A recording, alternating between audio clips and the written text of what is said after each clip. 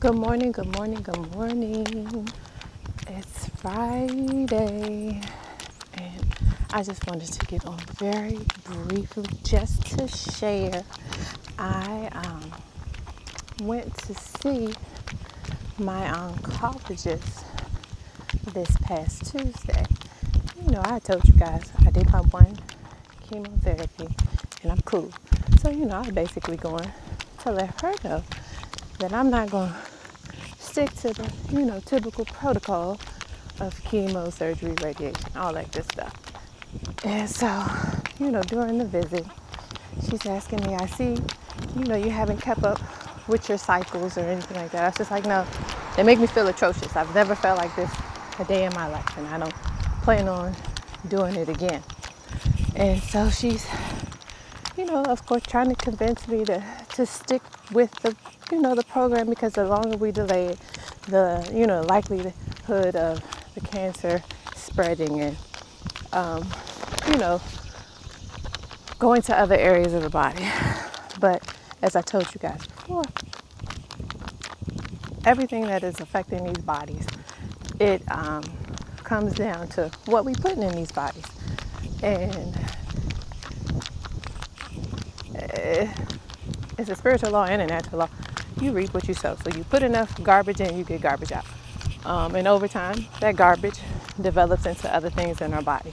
So along the dialogue with the doctor, I'm just like, so do you think my diet plays a factor into, the cancer cells, or could it have been avoided?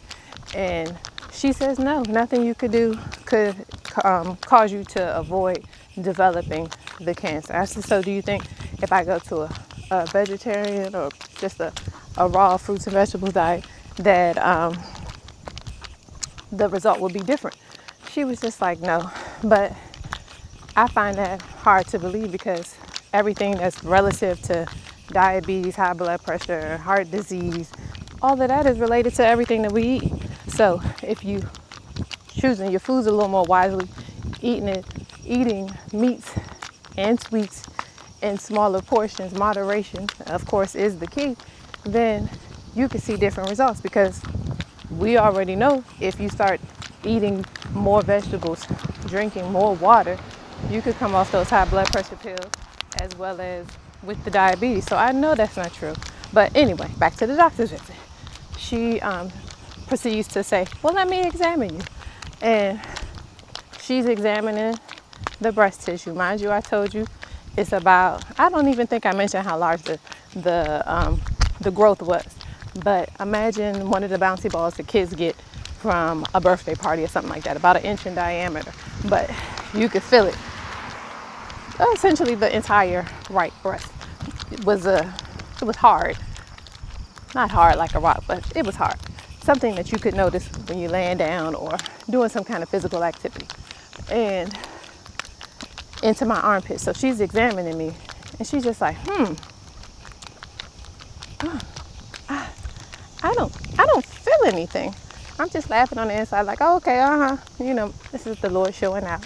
But that's also me doing my portion as well, because once I got the initial diagnosis, getting more information, reading on it, and finding alternative options. And mind you, these are Joyce's opinions and only Joyce's opinions.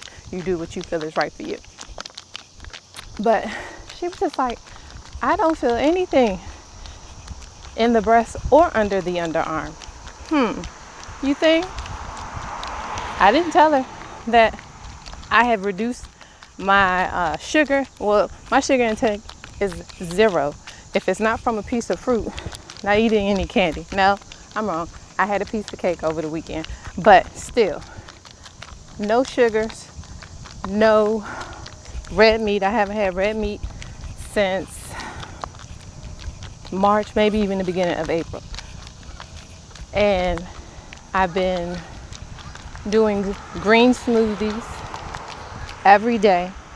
And then when I have my meals, it's only a piece of chicken or a piece of salmon. And when I say a piece, it's a side option. It's no longer the main option. My main dish are my vegetables.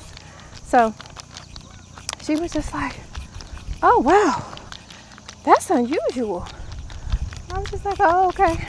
So what do we do from here?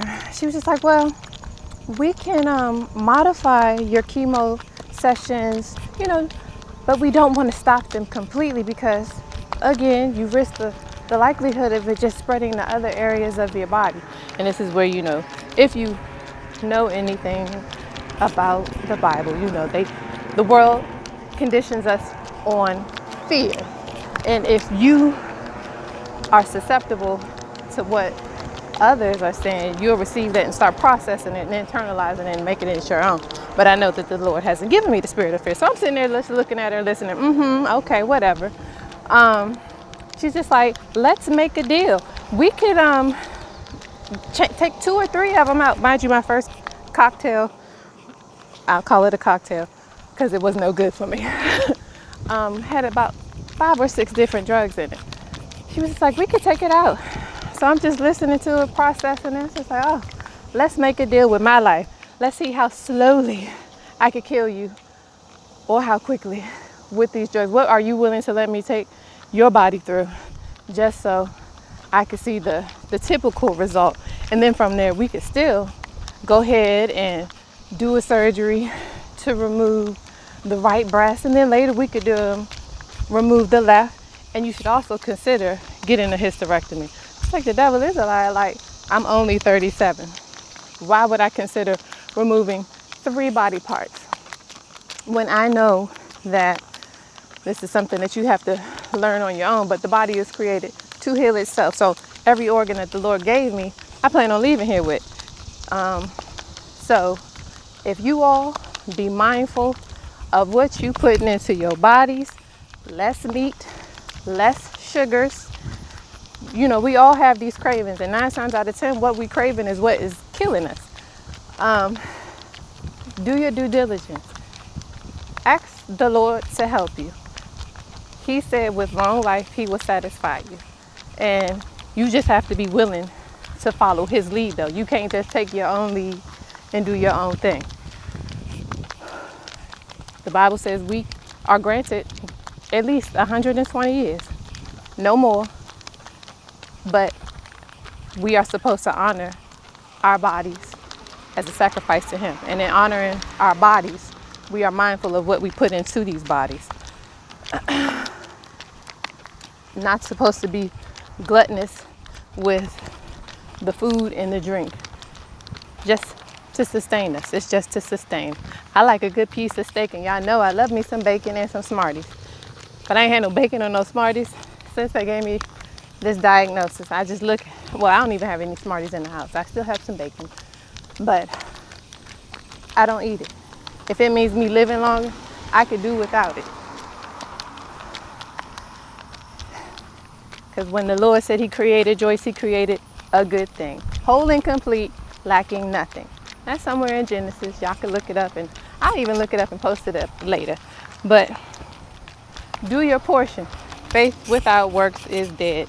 We can speak the word, but we got to act on the word too. And our work is to exercise, whether you like it or not. If you want to be here for the long haul in your right state of mind, without any prescriptions, or you can disregard it and eat yourself into an early grave. But you have the choice. You can change it. You do not have to be conformed to a life of prescription drugs. I've been saying get up and move your bodies for a little while now, but do it. I encourage everyone, do it, do it, do it. Because it is for your own benefit. It don't serve me well. It's going to serve you. And God gets the glory from it. But anyway, y'all have a good morning. Have a great weekend. Be safe. Remember, moderation is the key. Have a good one.